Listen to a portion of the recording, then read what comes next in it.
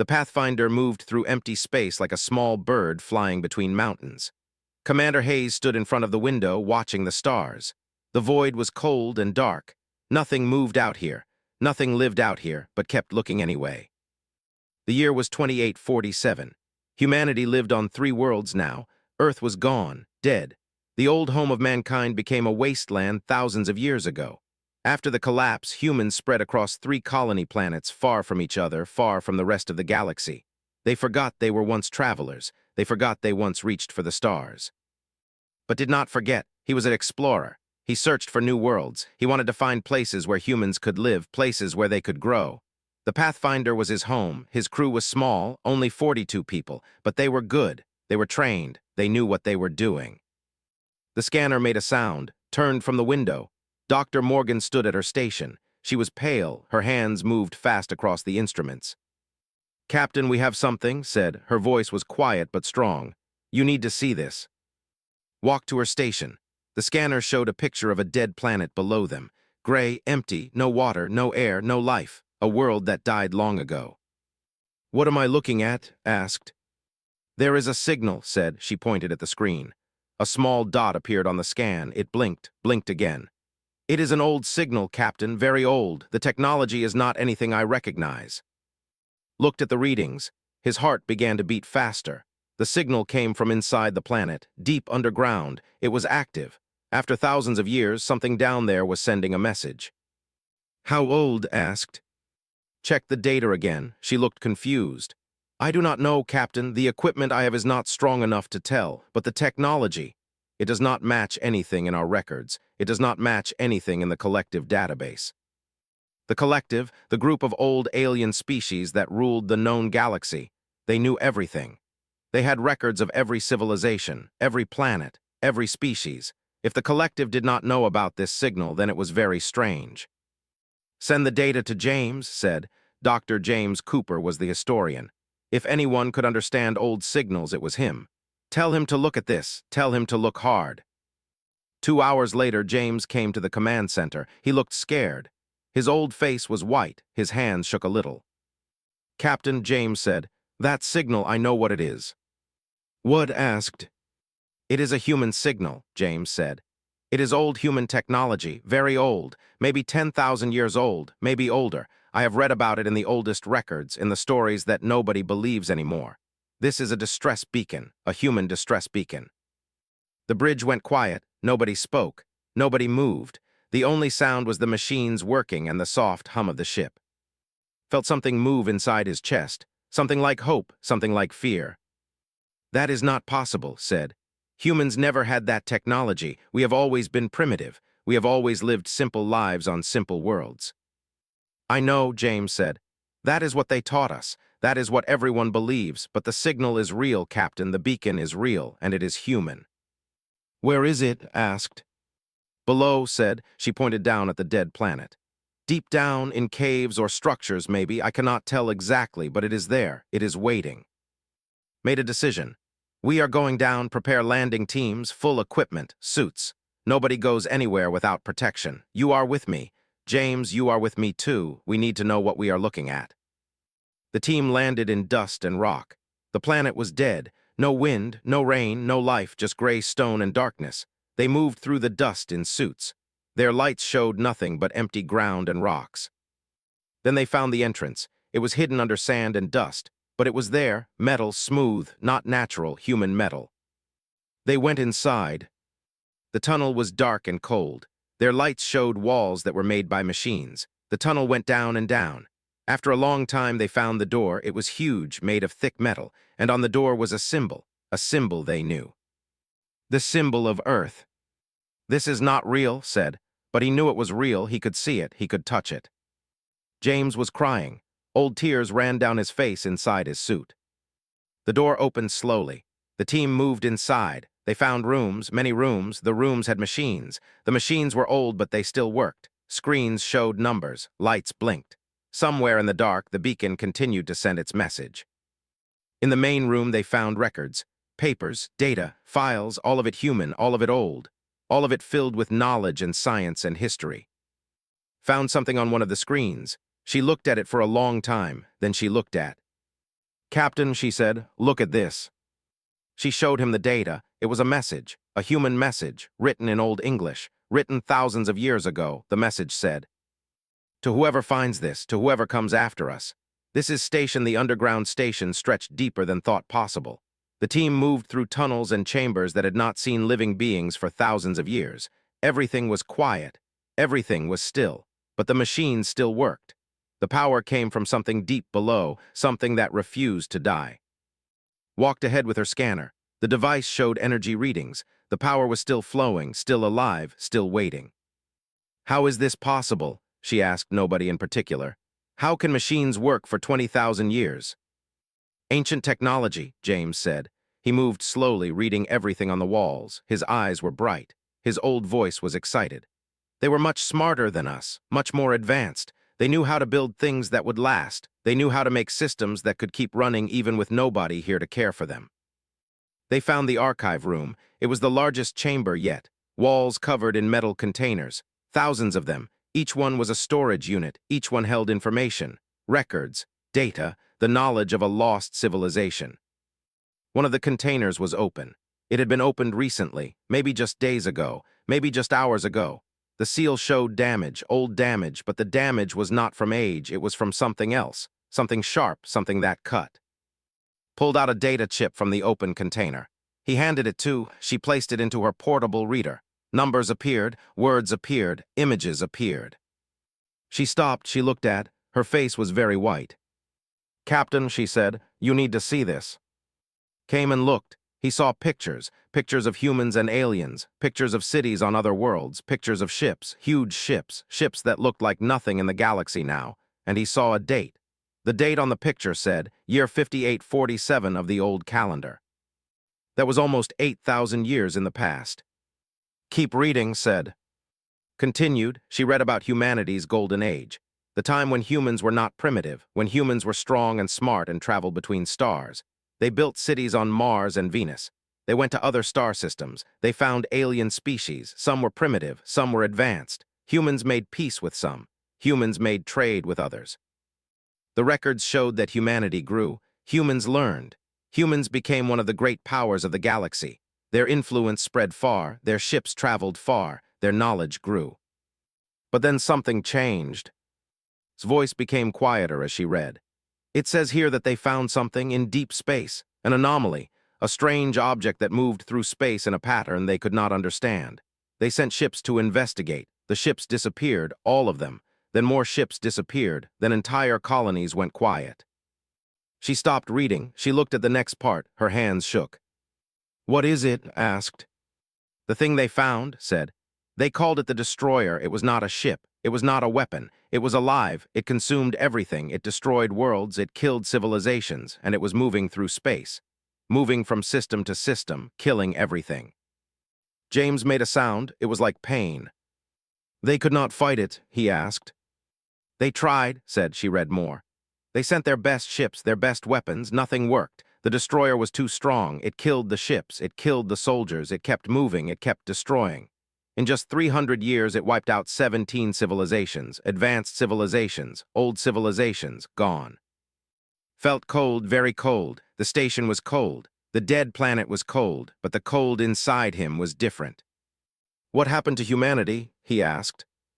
Read slowly. Her voice was steady but sad. "The leaders of humanity made a choice. They knew they could not fight the destroyer. They knew it would reach them. They knew they would die, so they decided to hide. They created a plan to hide humanity where the destroyer could not find them." She looked up from the reader. "They chose to make their descendants primitive. They scattered humans across hidden worlds. They hid the technology. They hid the knowledge. They made humans simple again. Because the destroyer looks for advanced civilizations. The destroyer looks for technology. The destroyer looks for power. But it does not care about primitive people on simple worlds." "So they sacrificed everything," James said. "They gave up everything so their children and could live." "Not just that," said. She pointed at the next section. "They built this station. They created a beacon. The beacon would only activate when the threat passed, when the destroyer had moved on, when the galaxy was safe again. The beacon would tell the people hiding, tell them they could remember, tell them they could rebuild." Walked to one of the walls. He put his hand on the cold metal. So why did the beacon activate now? If the threat is still out there, why would it activate? James moved to another container. He pulled out more data. He looked at it. His old face became frightened. Because, James said, the threat is coming back. The bridge went silent.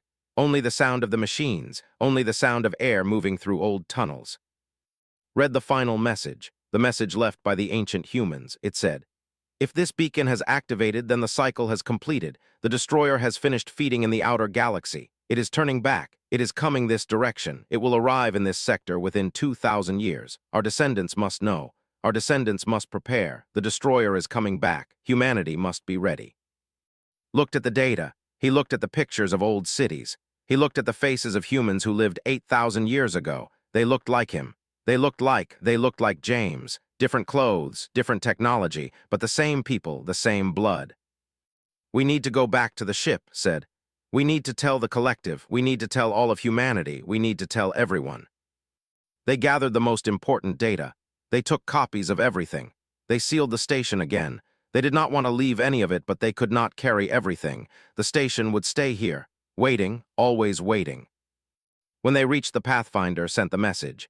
He sent everything, the records, the truth, the warning. The message traveled through space. It reached the collective. It reached the human worlds.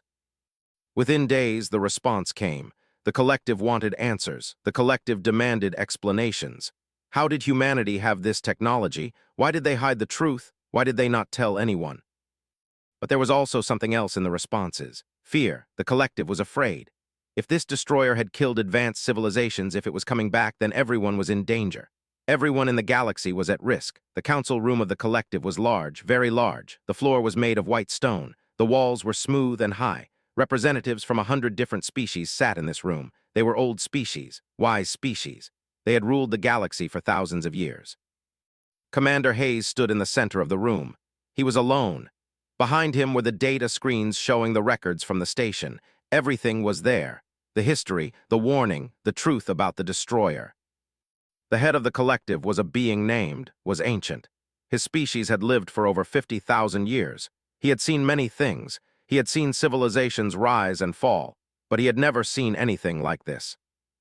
"You claim," said, "that humanity built this technology 10,000 years before the collective even existed. You claim that humans traveled between stars while your people lived in caves. This is not possible. This is a lie." "It is not a lie," said. His voice was steady, his face was calm. "You can see the evidence, you can see the technology, you can read the records." "Records can be forged," said. "Technology can be stolen. We have no proof that this came from ancient humans. We have no proof of anything except that you have found some old ruins on a dead planet." Another representative stood up. She was from a species called the Harkin. They were warriors. They respected strength and courage. She looked at. "I believe him," said.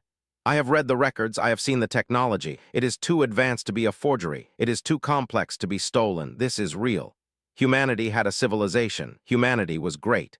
Humanity hid from the destroyer." "If that is true," said, "then why should we listen to a species that hides?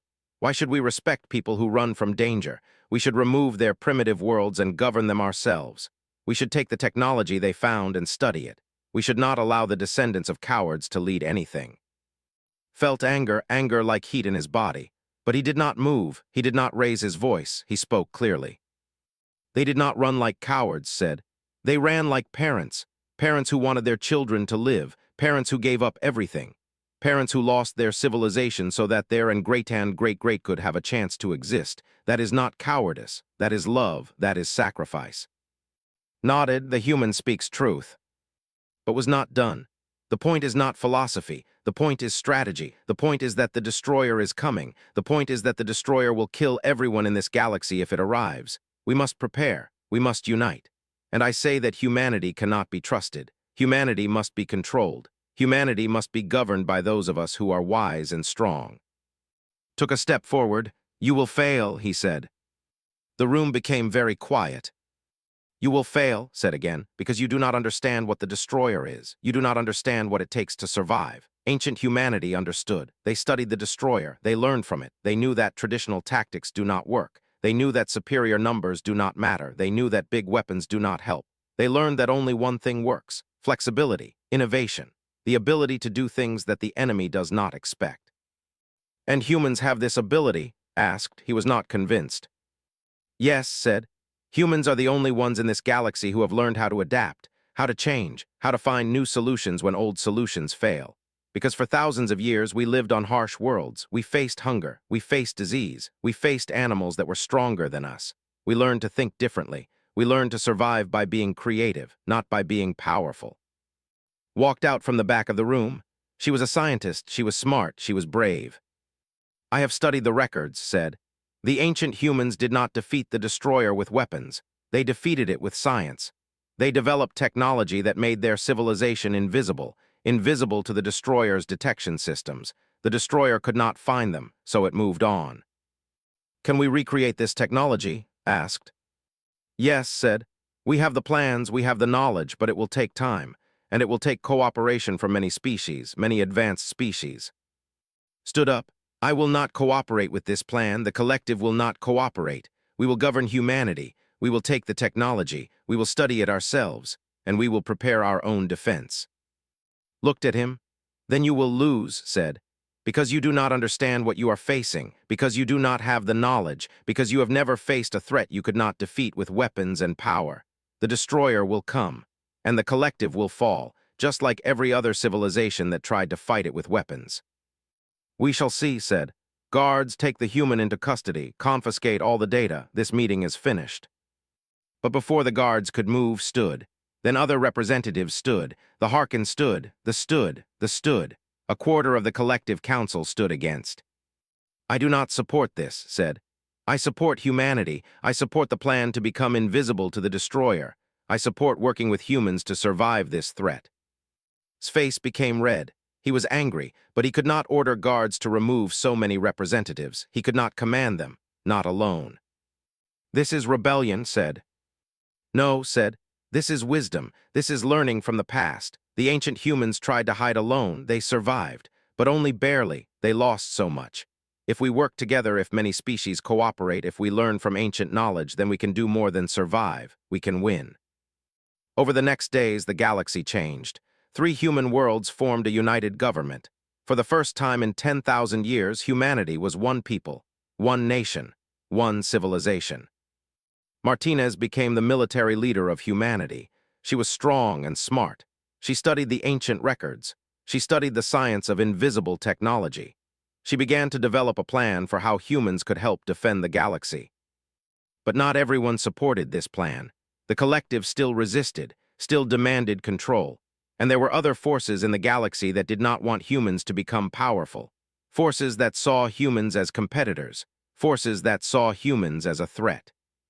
The galaxy began to divide. Those who supported humanity's rise, those who supported the old order of the collective, those who were uncertain, those who wanted to wait and see what would happen. But knew what would happen. The destroyer was coming. It was moving through the stars. It was getting closer. And when it arrived, the galaxy would learn whether humans truly were special, whether ancient knowledge was enough, whether love and sacrifice and courage could defeat the darkness that consumed the first attack on New Haven came without warning. The destroyer did not send messages. The destroyer did not announce itself. It simply arrived. A wave of darkness that moved through space like hunger made into matter. The colony of New Haven was small. Only 300,000 people. Mostly humans, but also many aliens, workers, scientists, families, children. They lived together in peace. They built homes. They grew crops. They planned for the future. Then the destroyer came. The ships of the collective arrived first. The defense fleet, but the ships were old. They were built for showing power. They were not built for fighting something like this.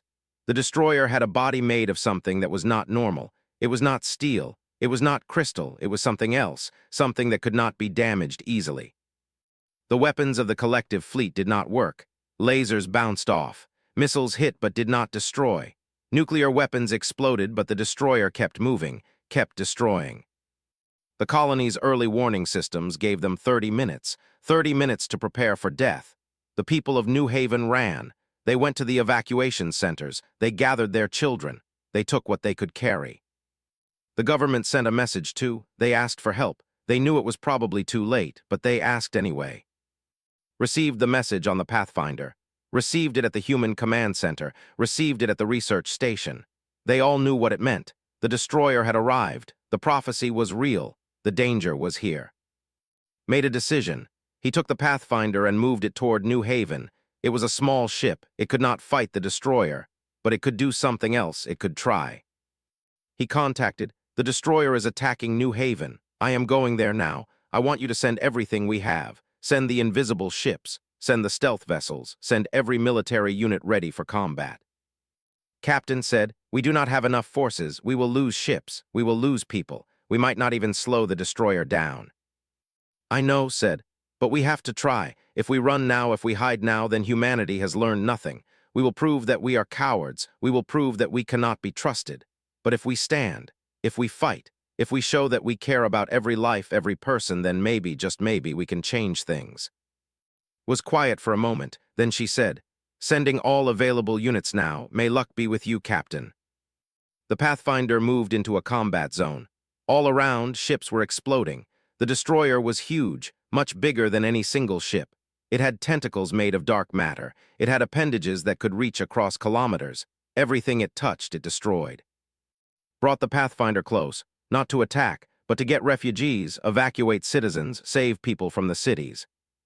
The evacuation went fast. People ran to the ship, thousands of them. The ship's corridors filled with crying children and scared adults, but they saved them. The Pathfinder saved thousands of lives. Then the destroyer's attention turned to the Pathfinder. A tentacle of dark energy reached out. It was moving toward the ship, toward. But before the tentacle arrived, 3 other ships appeared. Human ships, stealth ships, invisible ships that used ancient technology to hide from detection. They struck at the destroyer from 3 different angles, not to destroy it, to distract it, to make it change direction. The destroyer turned its attention to these new ships.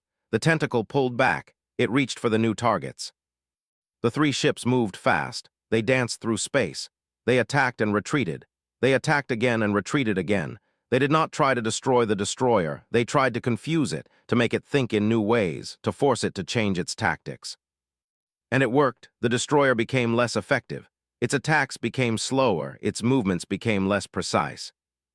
More human ships arrived, more alien ships. The Harkins sent warriors, the sent scientists, the sent scouts. All of them worked together. All of them used what they learned from ancient human knowledge. Coordinated the battle from the command center. She used tactics from Earth history. She used strategies that worked against enemies that seemed unstoppable. She made the destroyer fight in small pieces instead of as one unit. Worked in the research station. She studied the destroyer's patterns. She found weakness. The destroyer had a collective consciousness. All parts were connected. When one part was attacked, it took time for the whole system to react. That delay was small, but it was there. And in war, small delays can matter. The battle went on for hours. Ships were destroyed. People died, but the destroyer did not advance. For the first time in recorded history, the destroyer was stopped. Then made a call. He called, "I am bringing the Pathfinder around again. I want a fire on the destroyer's central mass, right at the core. What exactly are we hitting?" Checked her data. The core consciousness, the place where all the thoughts come together. It should be protected. It should be hard. But if you can damage it, you might disrupt the entire system. Understood, said. He moved the Pathfinder around. The ship was small. It was not a warship.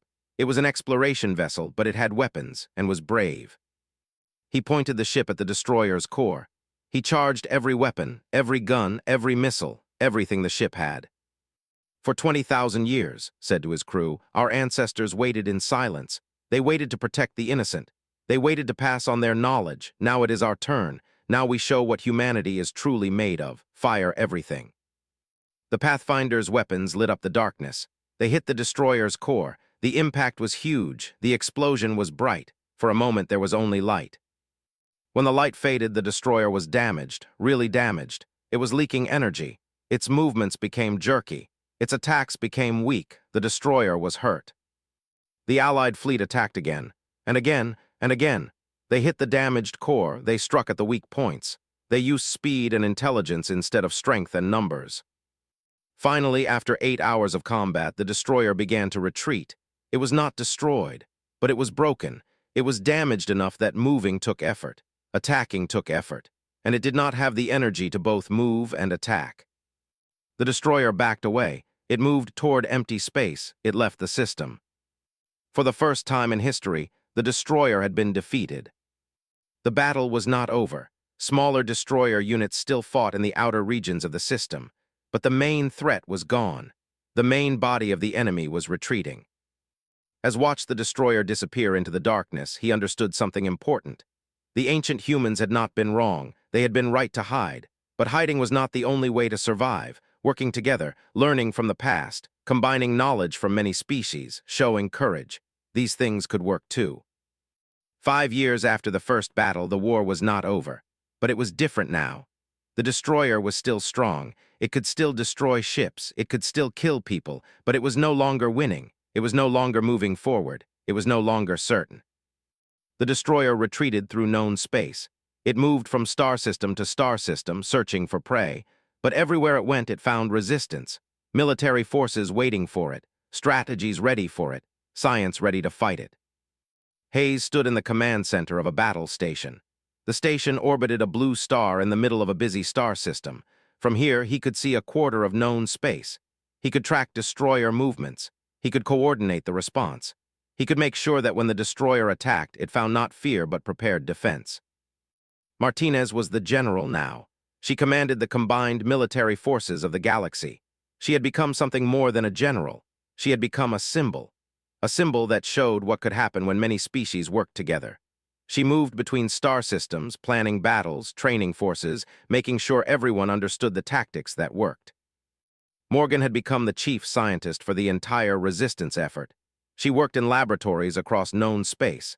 She studied the destroyer's patterns. She found more weaknesses. She developed new technologies. She took the ancient human knowledge and made it modern. She made it stronger. In 3 years, the destroyer had been stopped at 7 major battles. In 3 years, the destroyer had been pushed back across 15 star systems.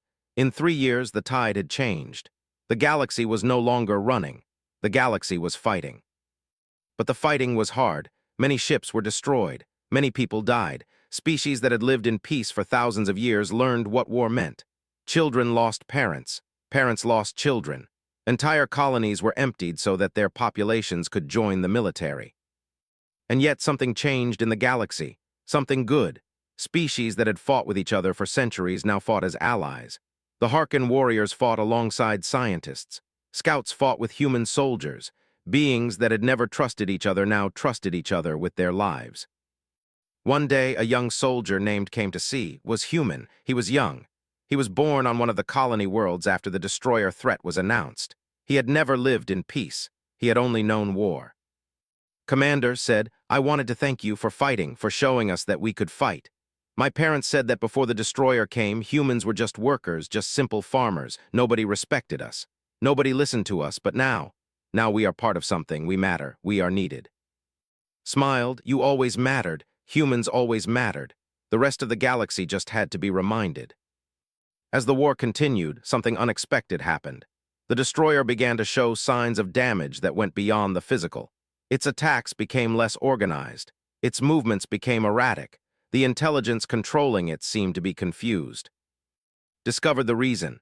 The destroyer's consciousness was breaking down. It was a collective mind. 1,000,000 smaller entities working as one intelligence. But when forces attacked it, they did not attack all parts equally. Some parts were hit more than others. Some parts were damaged more severely. And slowly the unity of the consciousness was failing. Different parts were thinking different thoughts. Different parts were making different decisions. "It is falling apart," reported Tuand.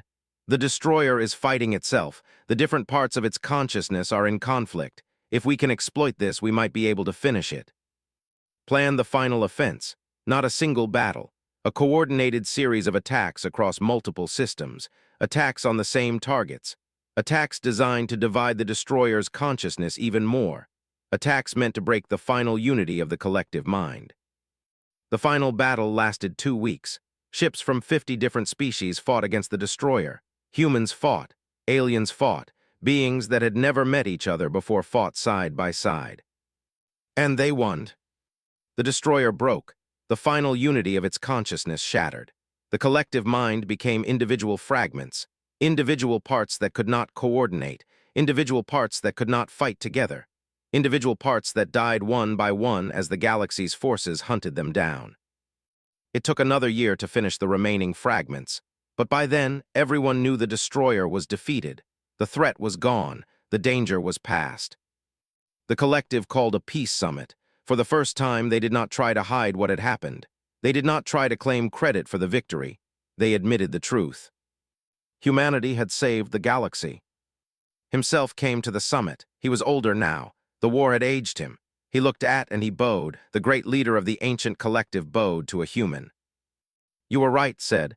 "Humans are special. Humans see things that we do not see. Humans do things that we do not understand. The galaxy is fortunate that you remembered who you were. The galaxy is fortunate that you chose to fight."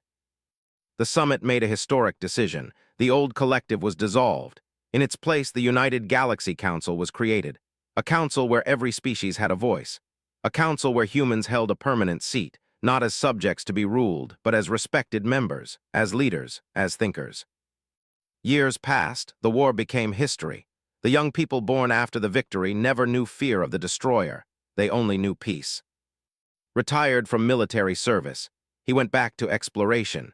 He took the Pathfinder and searched for new worlds, new civilizations, new knowledge. He had spent so much time fighting, now he wanted to spend time discovering.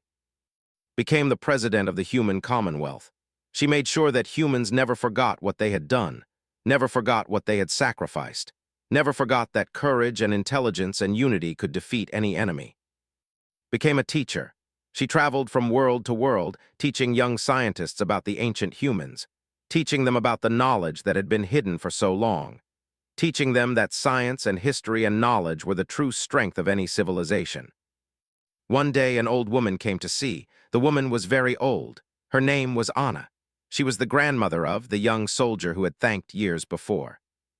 "I wanted to ask you something," Anna said. "My grandson is asking me why the ancient humans chose to hide, why they chose to give up their civilization, why they chose to make their descendants primitive. He does not understand it." Smiled. "Come," she said, "sit with me, I will tell you a story."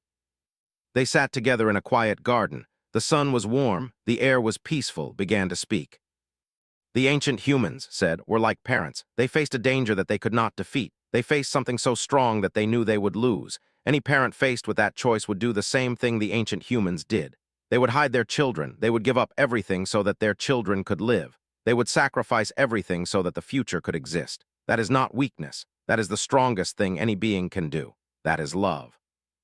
Anna listened, tears came to her eyes. "So they were not cowards?"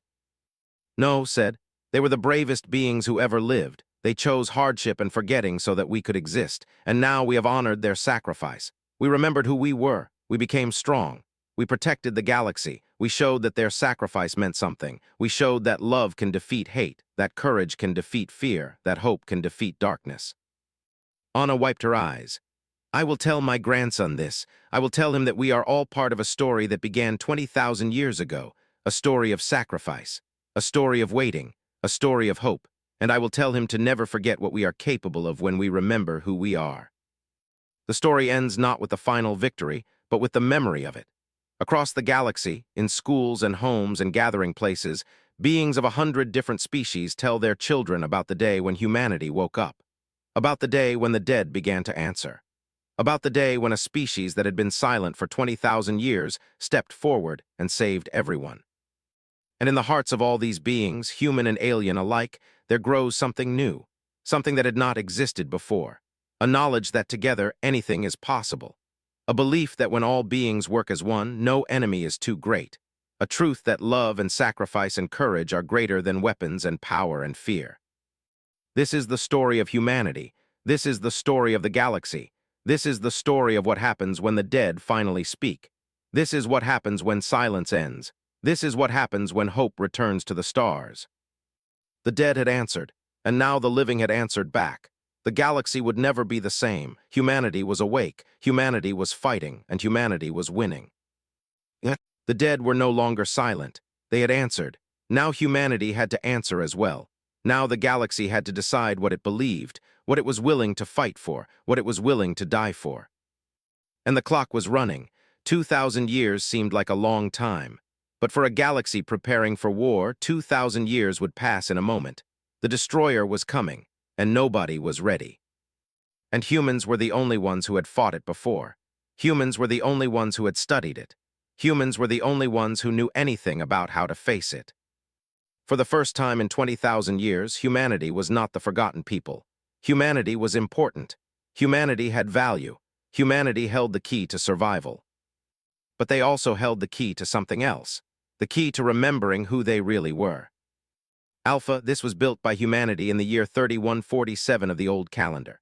We are the explorers, we are the travelers, we are the first humans to reach the stars. We thrived here.